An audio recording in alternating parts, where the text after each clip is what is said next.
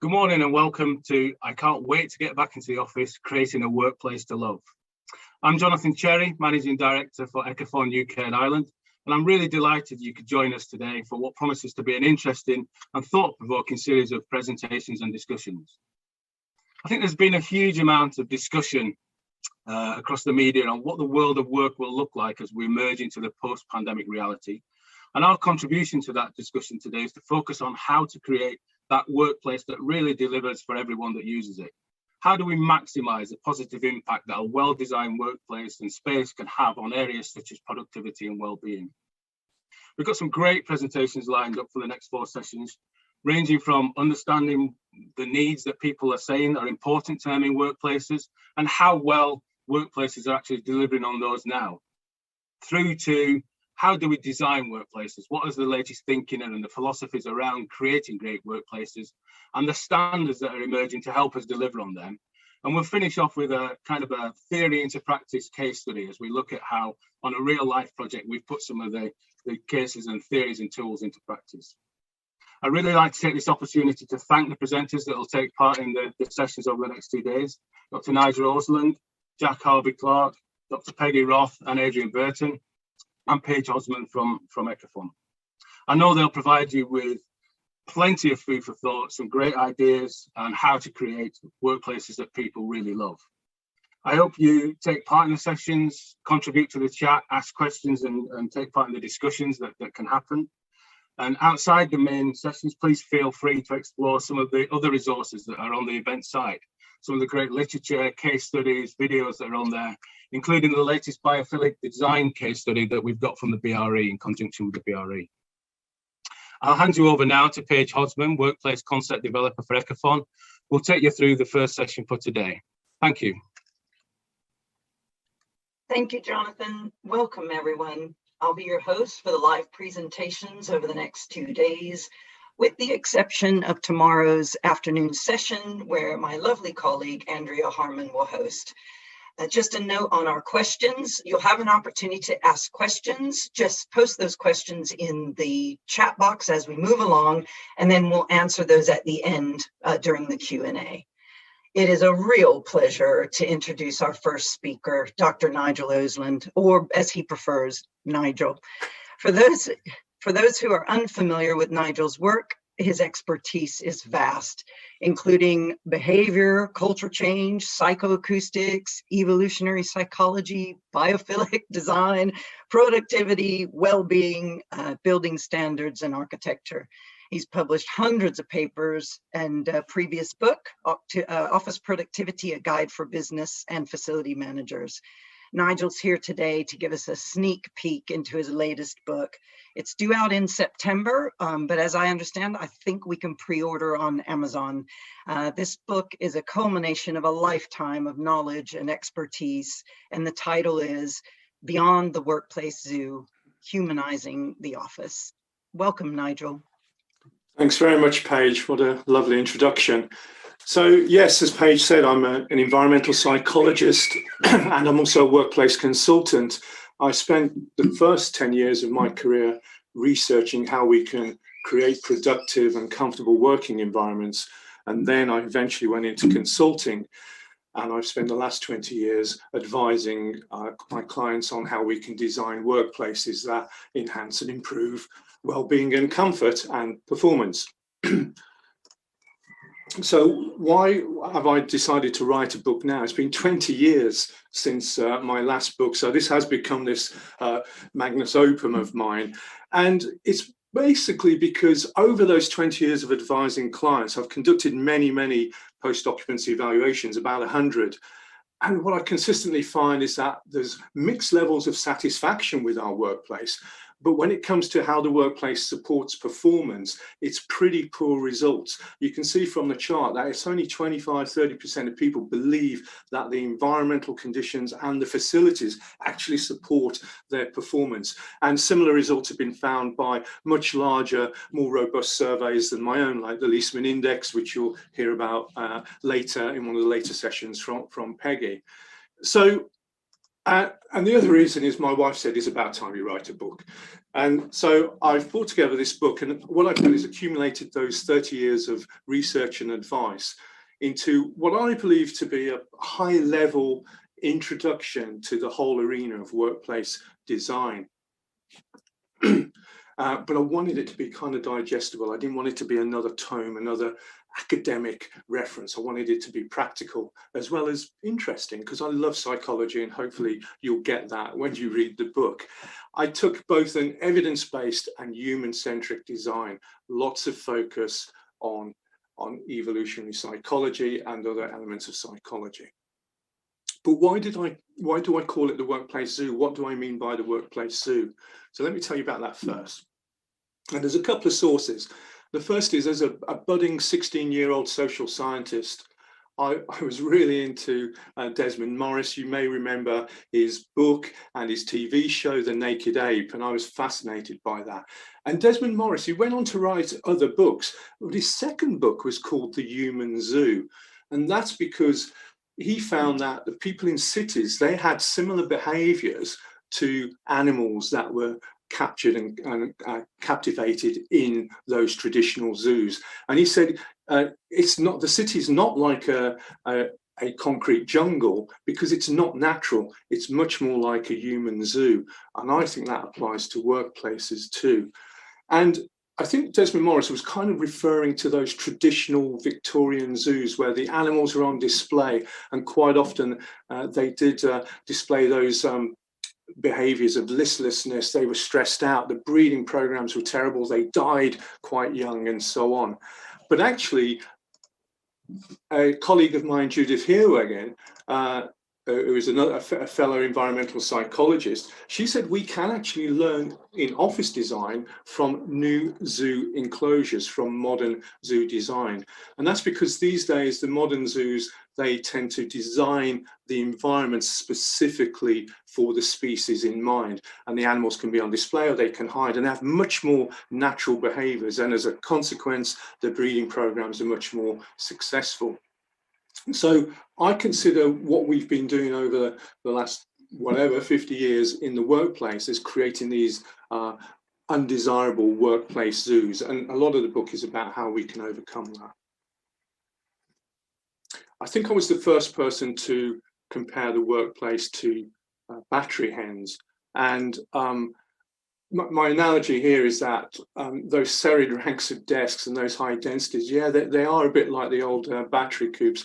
And of course, you get a much higher yield of eggs per meter squared, but unfortunately, those chickens don't last very long. It's much better to adopt a free range approach. And I think by doing that, we'll have healthier chickens and they will produce eggs for longer.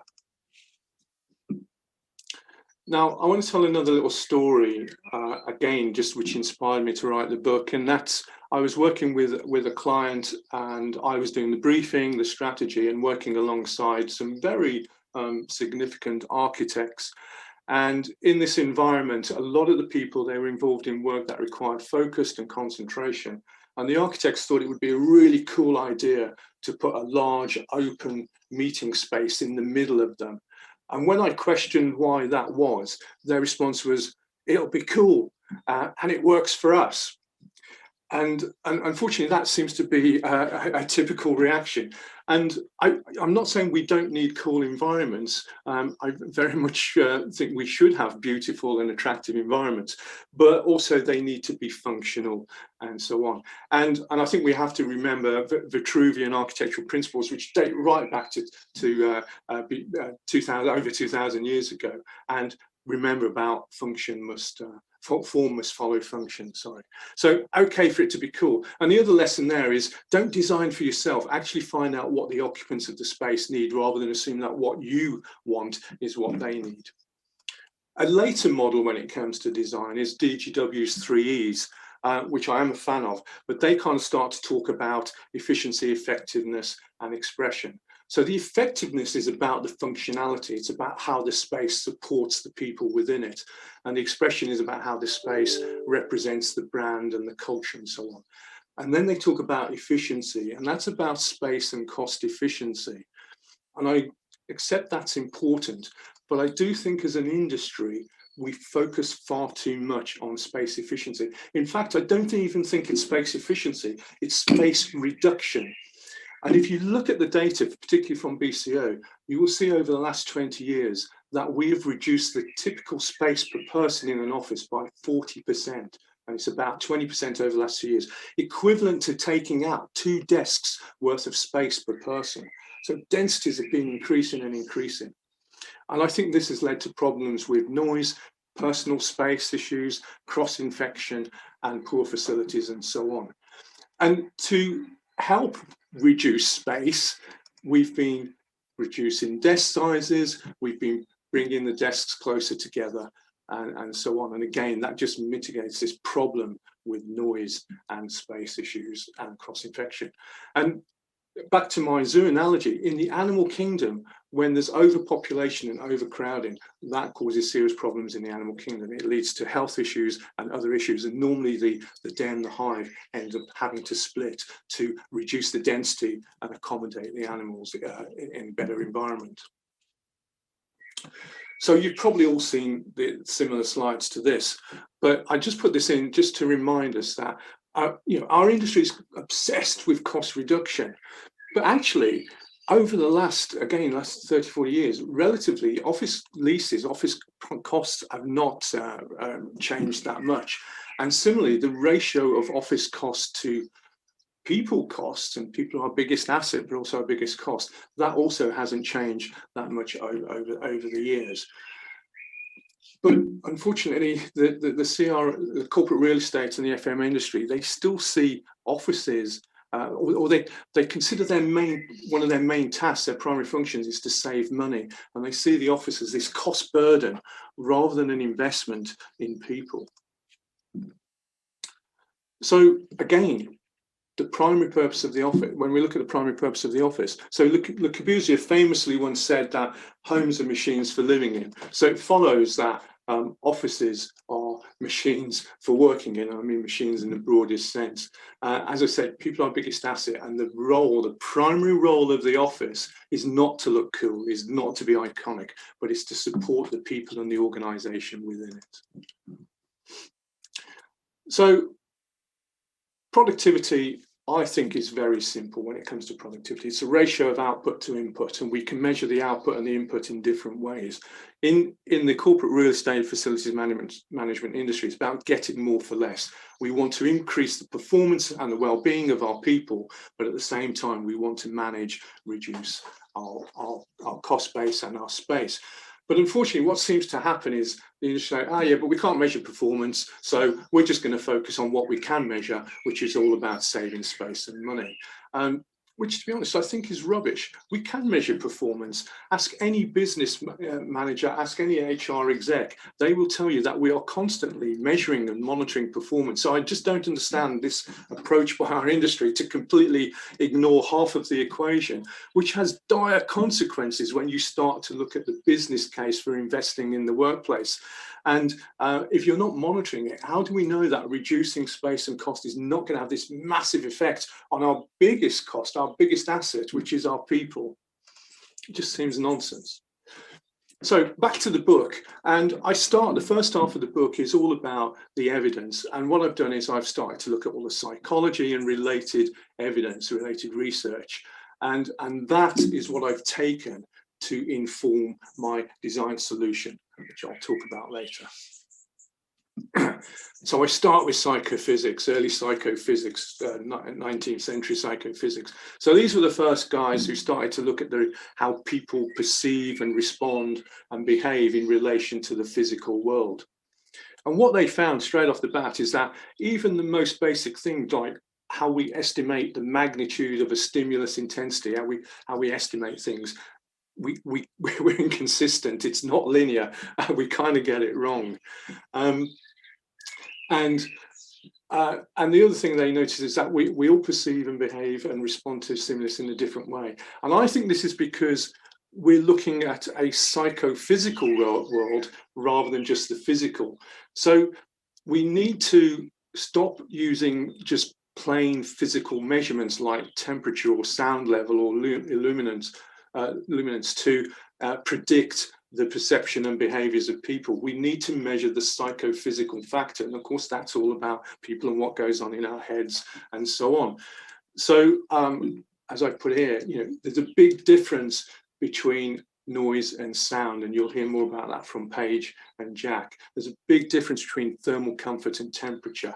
We need to measure the right variables here to ensure comfort and performance. So environmental psychologists recognize this. They recognize that how we respond to the physical world is not just dependent on the physical environment, but it's also dependent on us, on personal factors, psychological and socio-demographic and other factors. And this slide here dates back to one of my, to my master's actually. And whilst I was looking at how people perceive and respond to space and privacy in homes, this is generalizable to office. And what you can see is how we perceive the world is dependent on who we're with, what we're doing, and where we're doing it.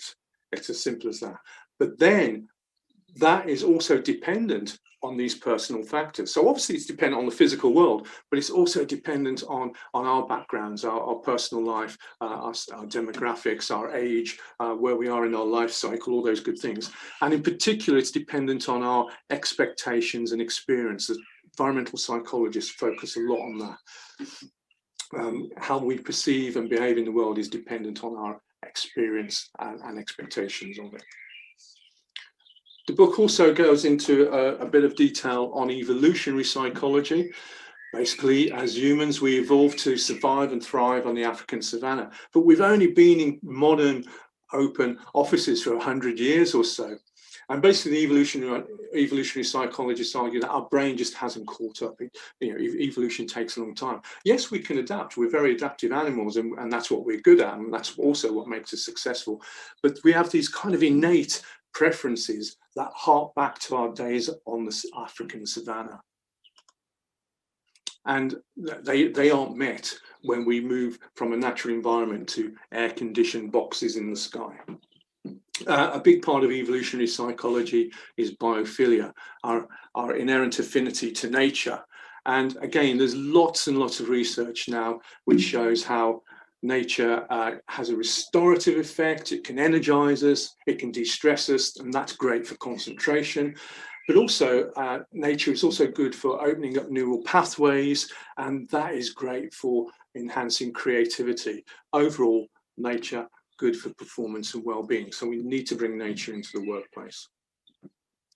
I also touch on personality, and I've done a lot of work here with both Herman Miller and Ecofon, particularly Paige, on how we should be designing different working environments for different personality types.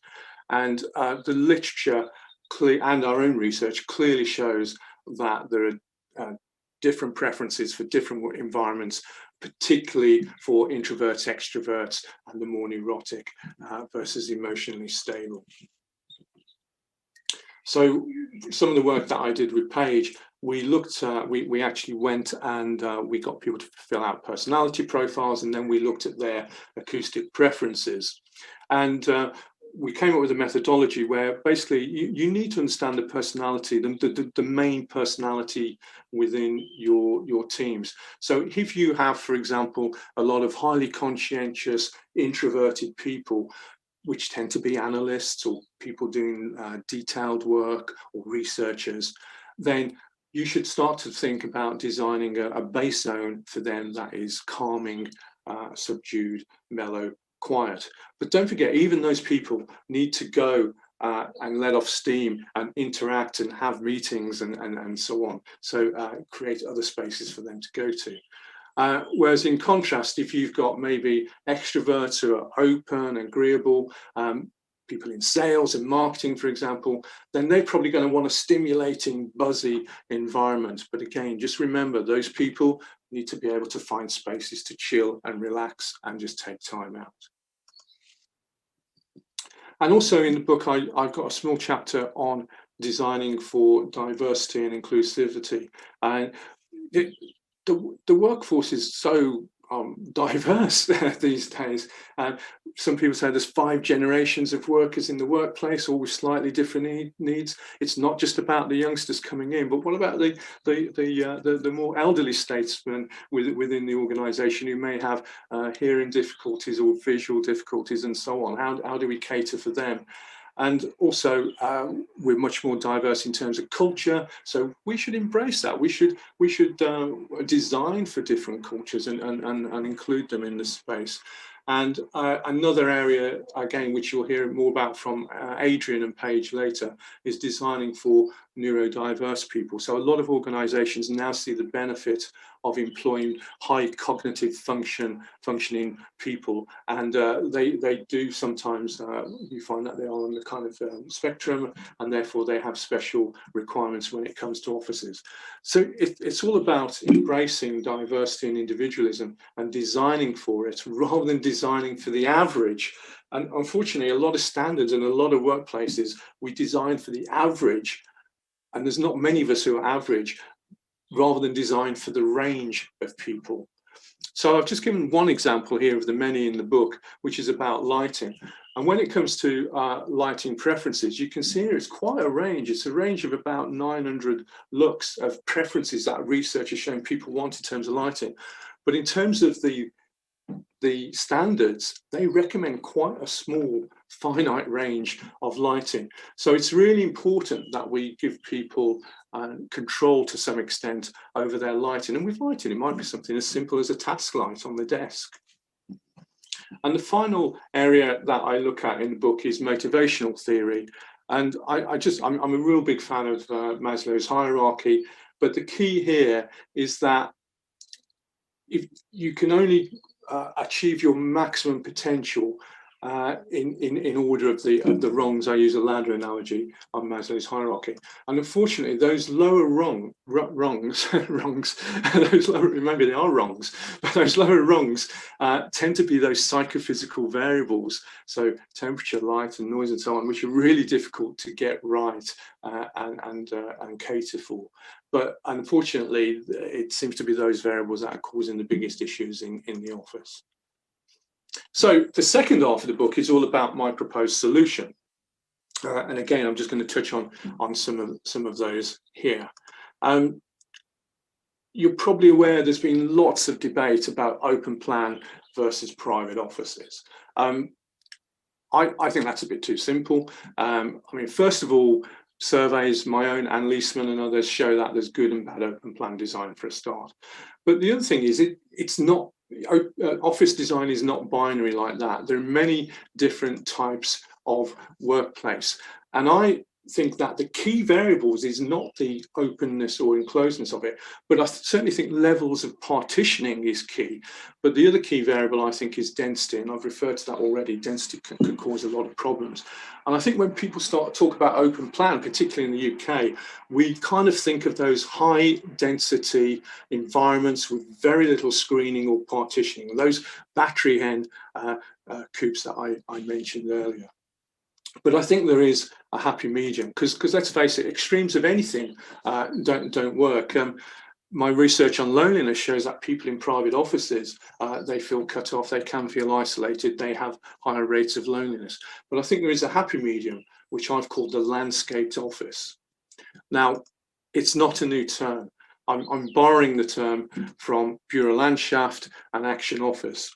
And basically, my landscaped office, what I'm proposing to you, is a modernized version of that. It's a revival and a revision, just with a few modern twists to reflect the latest research.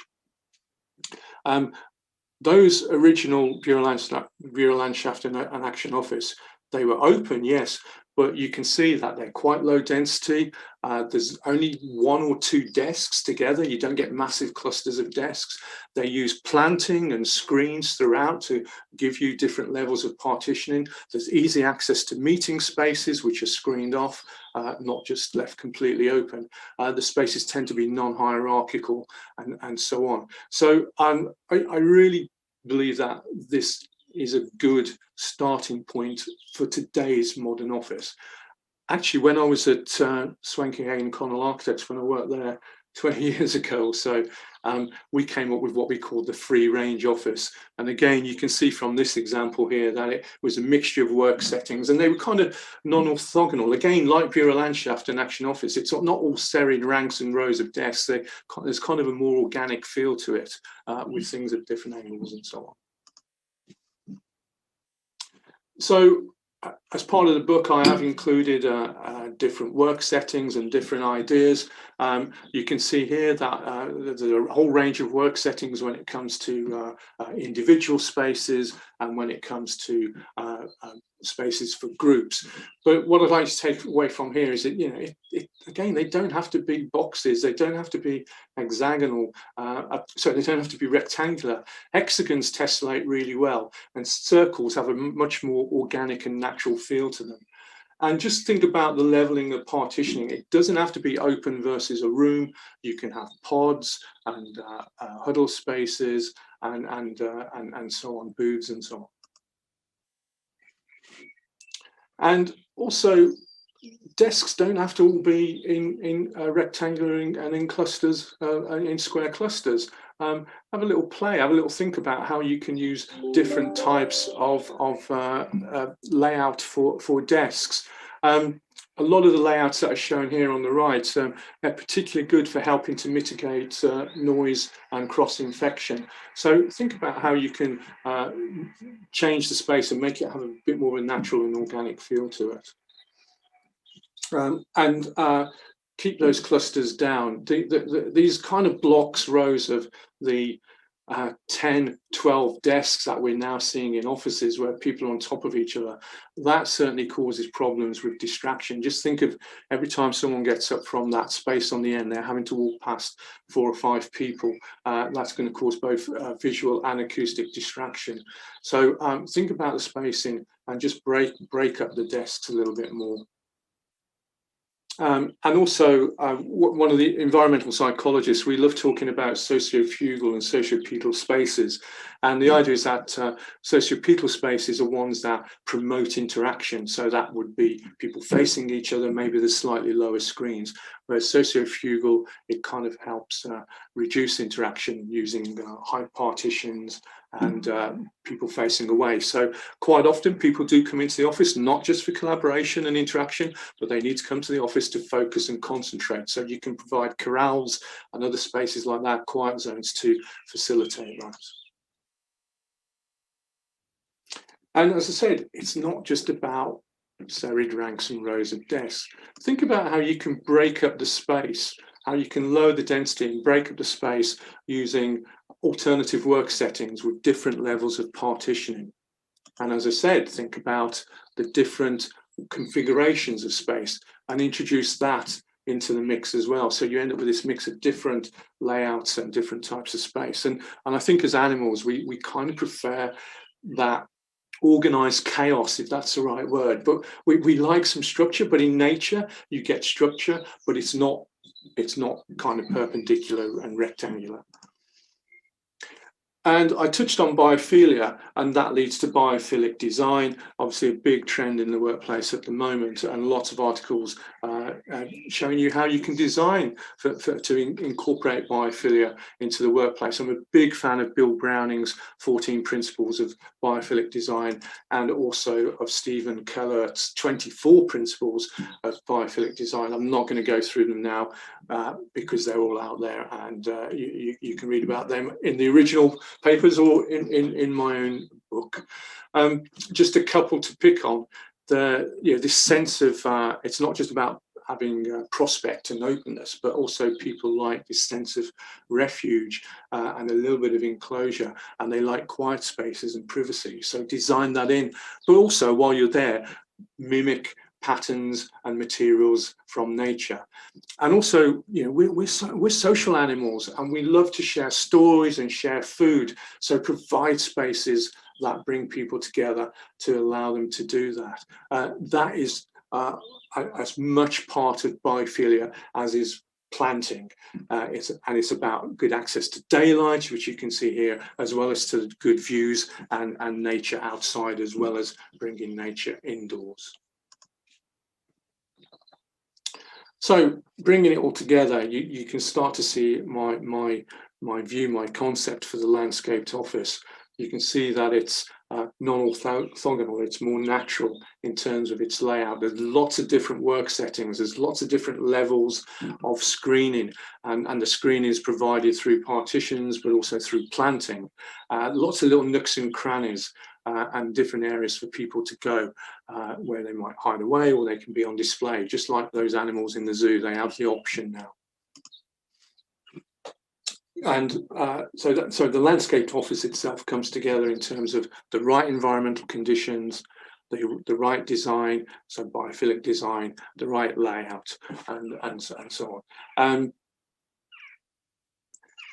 And it is about bringing those together. But there's another element here, because I think the opportunity now is to merge that design concept with agile, hybrid, flexible working, because by introducing that and giving people choice and freedom to work when and where suits them, or when and where they prefer, they can then start to choose the different spaces in the landscaped office to work, rather than assume that everyone has to be next to their teammates. Sometimes we want to do that, but sometimes we need to hide away and focus and concentrate, but provide that choice and flexibility and a little bit more control over your work patterns.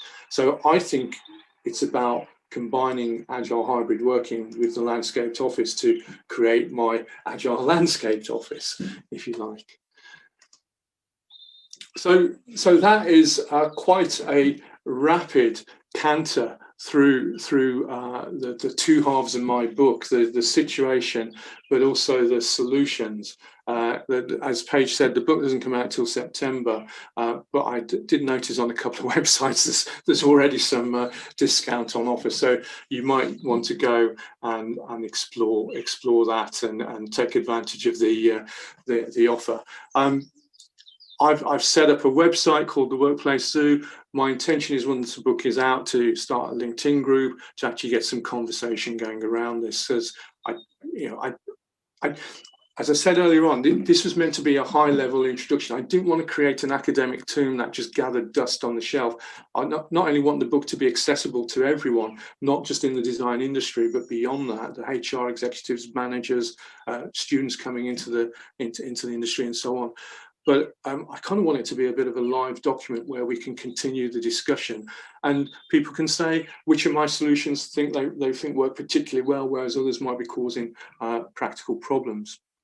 I should have said the other advantage, of course, of the agile landscaped office is people might have been thinking, when I went through the physical layout, is like, but Nigel, you're expecting us to take on more space. And yeah, I just think our spaces are far too dense at the moment, and we need to reduce the density. But of course, if we do go down the agile route, the hybrid route, people aren't going to be in the office so often. So maybe we can reduce the number of desks, therefore reduce the density, but also replace those spaces with more collaborative space, or focus space, or social space, the other spaces that we need. That way we're not taking on a larger footprint, but at the same time, we're not just reducing the footprint to save even more money than we're already saving through these ridiculously high dense workplace zoos that we've been creating. Thank you.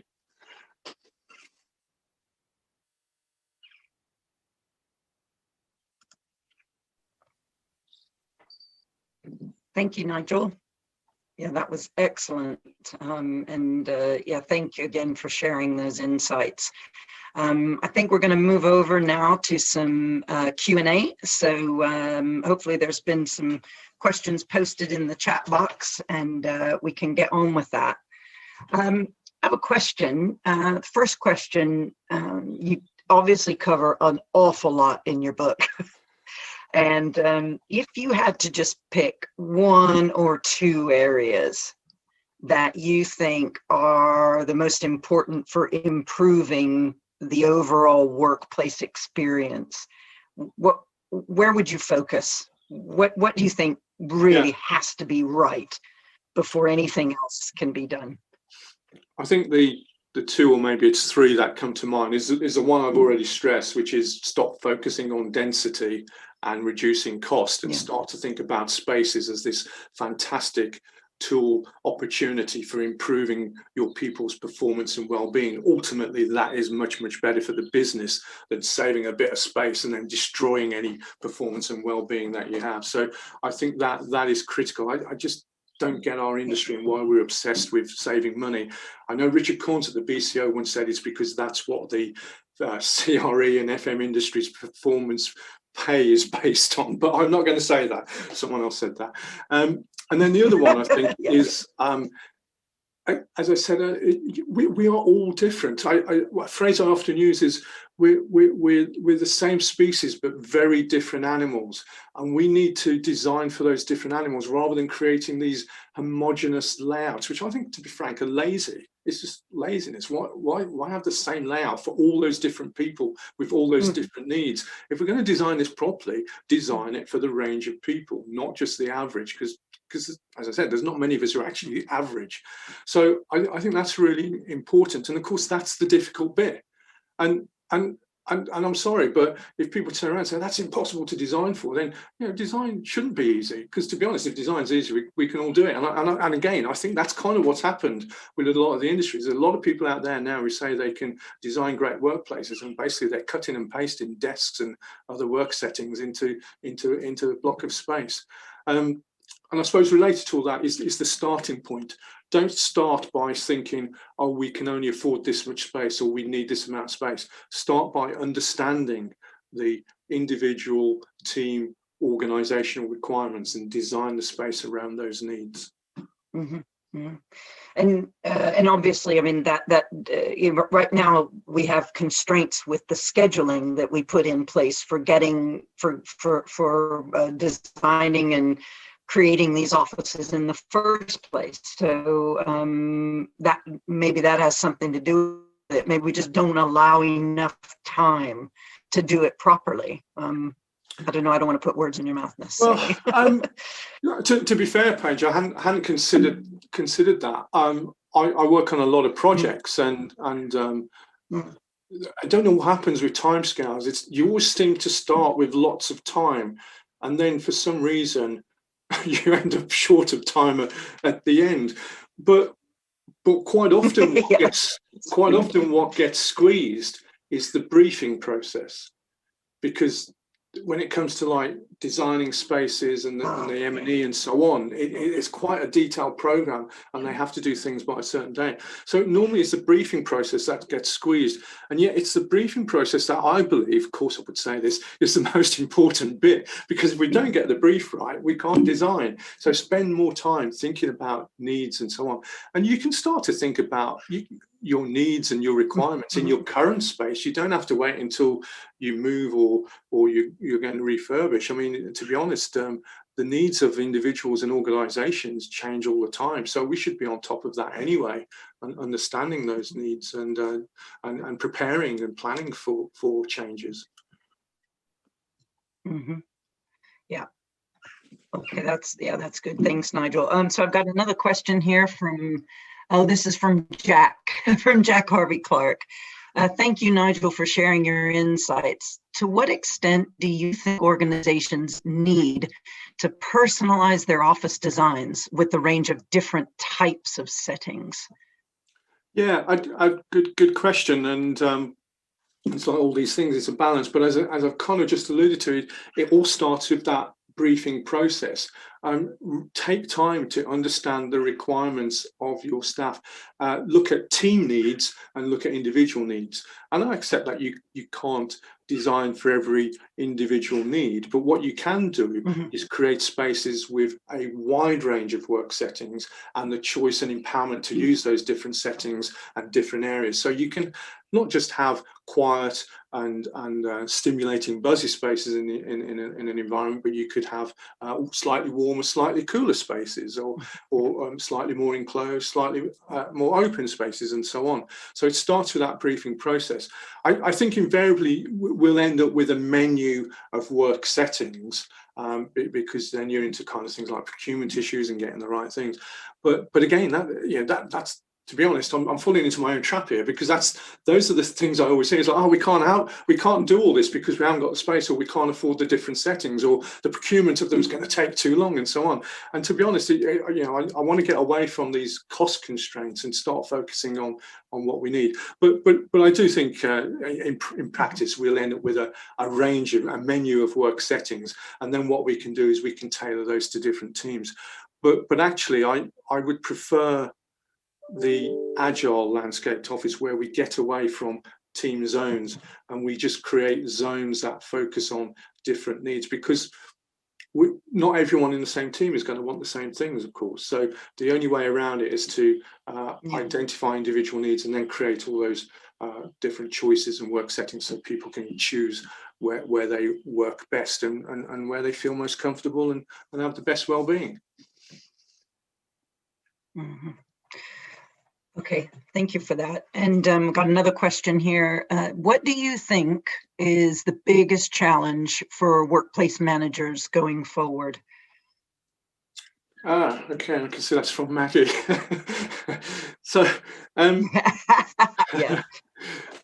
So some vested interest there. I think, where do I start with that one? I mean, it's a big question, but I think if I'm being honest, I think we've just got a bit lazy, and we want an easy life in terms of managing space. So we're kind of looking for the easy option, for those homogenous environments, for those quick and easy wins. And I think as managers, we need to start thinking more about individual needs rather than just organizational needs. And we need to start, as I said, start thinking about what people need to perform better rather than the cost of providing this space. But I think some of the big challenges facing us is probably going to be about how we do design for diversity, for different cultures, for different generations in the workplace, for the neurodiverse and so on. That's going to add another a level of difficulty to managers. And again, back to the binary open plan versus private offices, which I don't want to endorse, but that tends to be why the industry focuses. Obviously, open plan is not going to go away. So I think we have to start thinking about how we can create much better, more open plan environments. And what I've tried to do with the landscaped office there is say that the answer isn't putting people in boxes, in cages. The answer is creating these landscaped environments, which is a mixture of the two. But that's more challenging to do. It desires more thought and more design.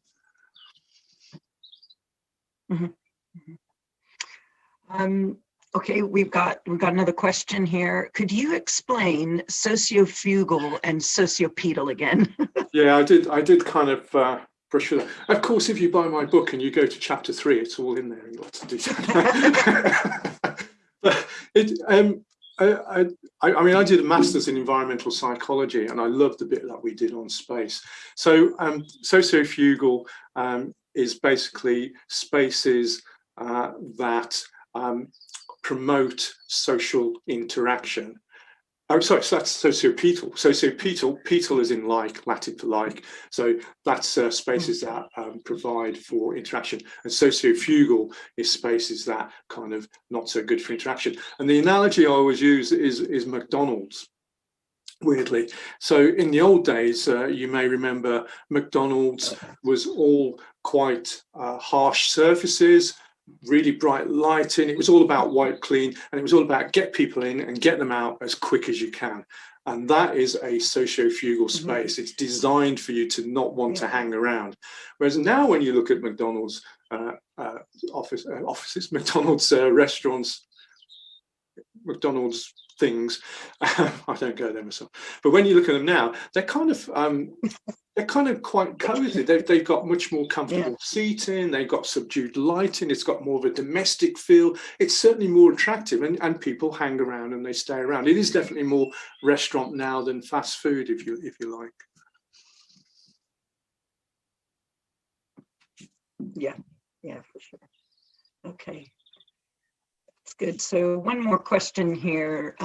When talking about quality of life and work-life balance, and for office workers in general, what are your achieving those goals? Is it possible? Well, yeah, again, another good question. And the thing is, I'll say it again, we're the same species, but we're very different animals. So we've all got different needs. And when it comes to that balance between home working and office working, again, it varies. It varies by personality type. It certainly varies by situation and personal factors and all the rest of it. So we know that some people at home are working from home, they're kind of enjoying it. I'm working without distractions. I can get my work done. I don't have to commute in and out, spend whatever, an hour and a half, 2 hours a day commuting in and out of London, for example. And it all seems a little bit more relaxed, and I can plan my day better.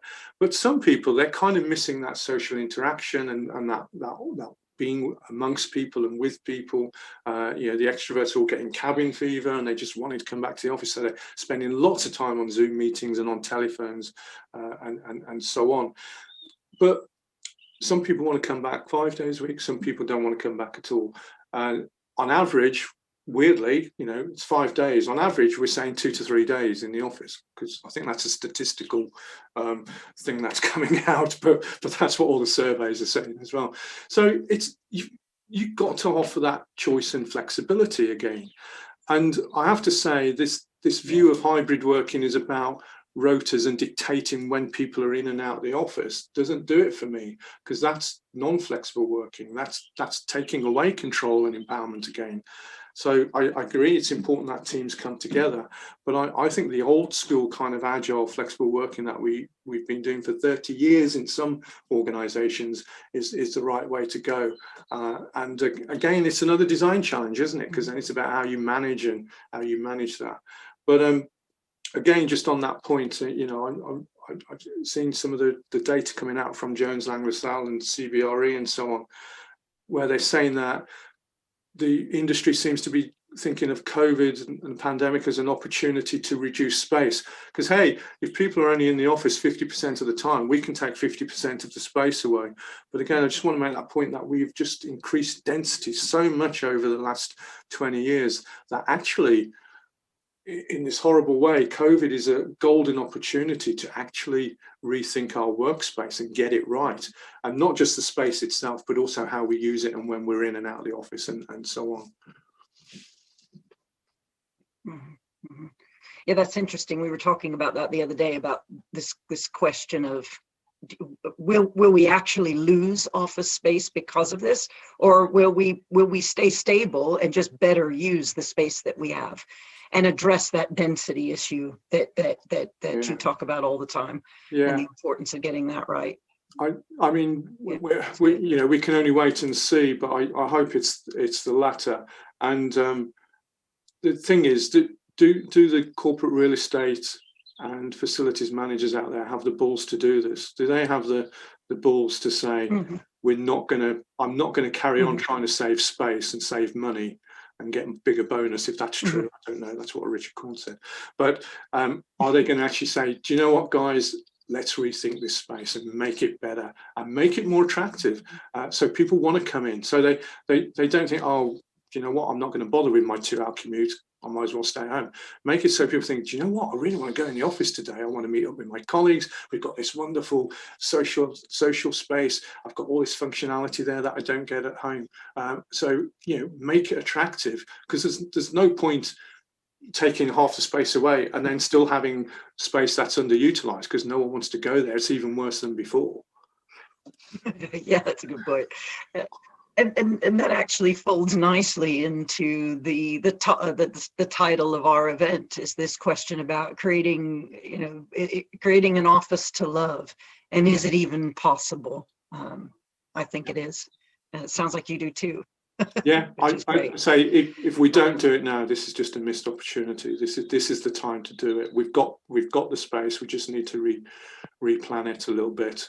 And it doesn't have to be massively expensive to create some of the work settings I've talked about. And as I said, it's certainly not about creating rooms and reconfiguring air conditioning and so on. It's about creating these semi-enclosed and different levels of partitioning. and so on. I actually think the pubs do it quite well. This is one of my other analogies. Of course, today I focused on my zoo analogy, my chicken analogy, but my other analogy is the pubs, because when you go to a pub, you can either choose to find a little nook and cranny. It's all open plan, the pubs are these days. They used to be rooms, but now they tend to be open plan. But even within it, there's different levels, literally. There's steps and so on, and there's little nooks and crannies. So you can find a little dark corner to hide away and do your work without distraction. Or you can go and sit at the bar and say, hey, guys, I'm up for a chat if you are. Or you can go and play some games, and that's another big thing, social space and playing and interacting with colleagues. And it's not just about ping pong and billiards and pool, but it could be about video games or chess or other social types of things. So I know it's a bit of a high level analogy, but I do think actually sometimes pubs get it right. Maybe they're the next co-working spaces. Yeah, well, it's not necessarily a bad thing. And I think too, perhaps what they do well is they understand the people, the activity, they understand what's actually happening in that space. And many of them get it right to create the right kind of experience, which brings people back time and time again. So it sounds to me like there is something to borrow. It's a good point. Knowledge. A good point you make there, Paige, because obviously they know their market, and marketing is all about finding your niche and your sector and all of that. And again, that applies to the office, doesn't it? If you don't understand your market, you don't understand your niche, your occupants, then how can you possibly provide the right space for them and assume that this homogenous layout of high density, this workplace zoo is going to suit everyone? Because actually it suits no one, it seems. Yeah, and I think that leads back to what's driving it, because a lot of the professionals, a lot of the people that we've worked with, we know that they do understand to a great degree the needs of the people. It's just that there's another driver, which you hone in so well in the book about this, the driving around the cost.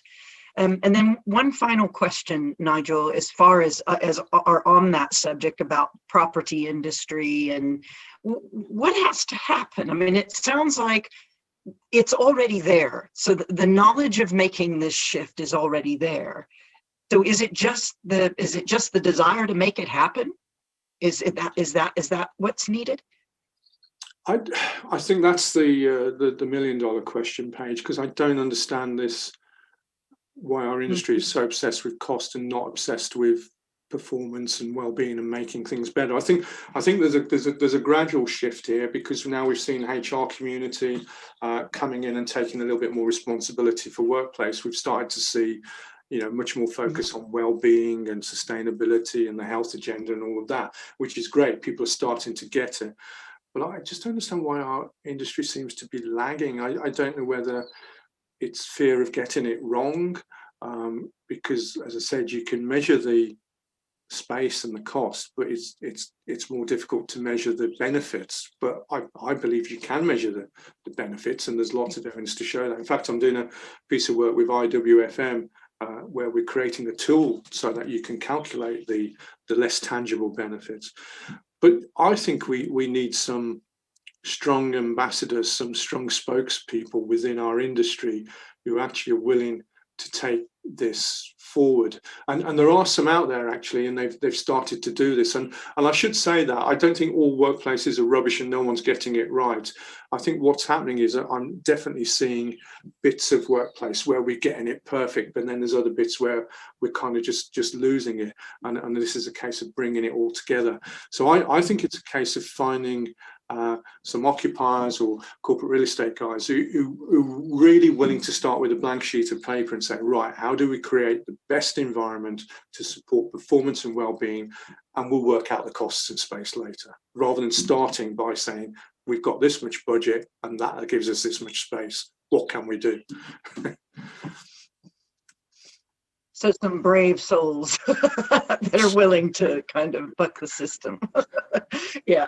Yeah, some mavericks. Yeah, excellent. Oh, Nigel. Yeah, Mavericks. There you go. That's great.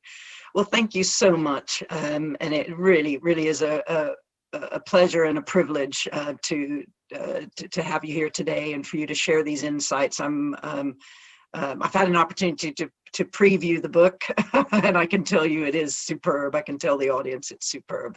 But I will be picking up my copy. And again, it's available in September, right? It's available in September, but you can get 15% off if you buy it now. Okay, excellent. That's excellent. Thank you so much, Nigel. Thanks, Paige. Thanks, Jonathan. Thanks, team. So that will conclude our morning session. Join us here at 2:30 this afternoon, where we'll have Jack Harvey Clark talking to us about the ISO standard for open plan office acoustics. It will be a real pleasure to have Jack here as well. He served as an ISO standard committee member and also as an advisor. He is the workplace acoustician extraordinaire, in my opinion, and it's a real fantastic opportunity to have him explain the new standard to us. Again, that's this afternoon at 2:30. And also, please be free to step into the lobby and view some of the other rooms. We've got an awful lot of content. And I'll remind you that we have the BRE Biophilic Office video showing the nearly completed Biophilic Office project that we've been working on. We'll see you all again this afternoon. I would like to apologize also for my disappearance. I had a little bit of a technical glitch on my end with my video. But thank you all for attending and listening, and hope you have a great afternoon. Bye-bye.